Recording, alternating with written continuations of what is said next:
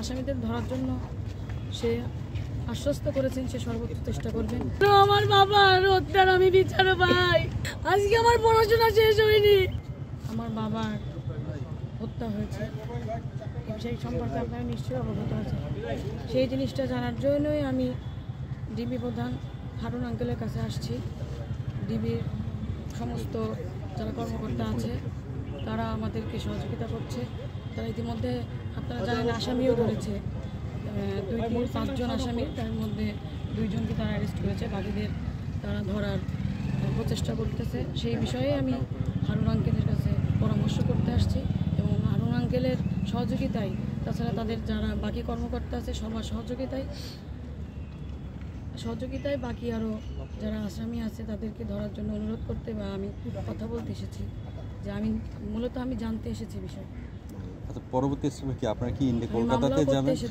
আমি মামলা করতে এসেছি, হারুন আঙ্কেলের সাথে কথা বলেছি, আমার এখানে যে পুলিশ কমিশনার আছে তার সাথে কথা হয়েছে, মাননীয় প্রধানমন্ত্রীর সাথে কথা হয়েছে আমার, সেও আমাকে যথেষ্ট সহযোগিতা করেছে। তার সহযোগিতার মাধ্যমে আজকে আমরা জানতে পেরেছি আমার বাবার কথা। সে আসামিদের ধরার জন্য সে আশ্বস্ত করেছেন সে সর্বোচ্চ চেষ্টা করবেন। পাশাপাশি ডিবি প্রধান হারুন আঙ্কেল সহ ডিবির সকল কর্মকর্তা তারা আমাদেরকে আসলে তাদের নিয়ে আমার বলার কিছু নেই, তারা আমাকে যে পরিমাণ সহযোগিতা করছে আপনারা জানেন।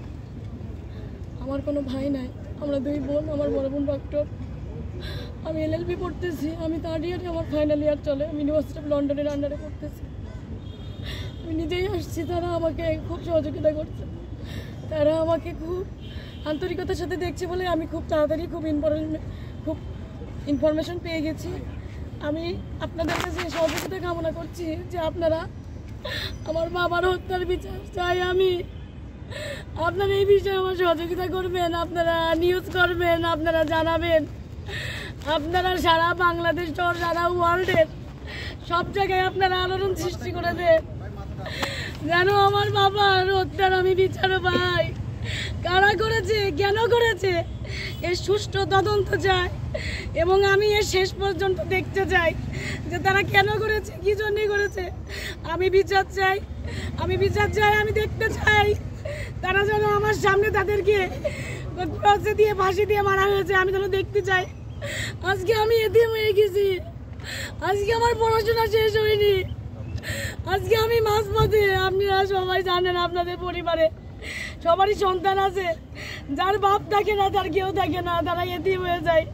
যতই কাছের আত্মীয় আপন মানুষ এই থাকো, বাবা এই বাবার মতন কেউ হয় না। বাবা, আমার বাবা অনেক স্বপ্ন নিয়ে আমাকে এখানে পড়ার জন্য ভর্তি করেছেন, আমি পরীক্ষাও দিয়েছি, আমার সামনে রেজাল্ট দেবে, সে আমার বলে গেছে আমি ইন্ডিয়া থেকে এসে তোমার পরীক্ষার রেজাল্ট আমি চেক করবো, তুমি কি করেছো। আমার কোনো কথাই সে রাখতে পারে, সে চলে গেছে। আপনারা শুধু আমার অনুরোধ, আমার বাবার এটার বিচার করবেন। একটা সময় 14 বছর আমার বাবা বিভিন্ন মিথ্যা মামলার হুমকিতে বলিয়ে থেকে যখন আমি অনেক ছোট তখন আমার বাবার কাছে পাইনি। যখন আমার একটু বুঝ হয়েছে, তখন আমার বাবাকে আমি কাছে পেয়েছি।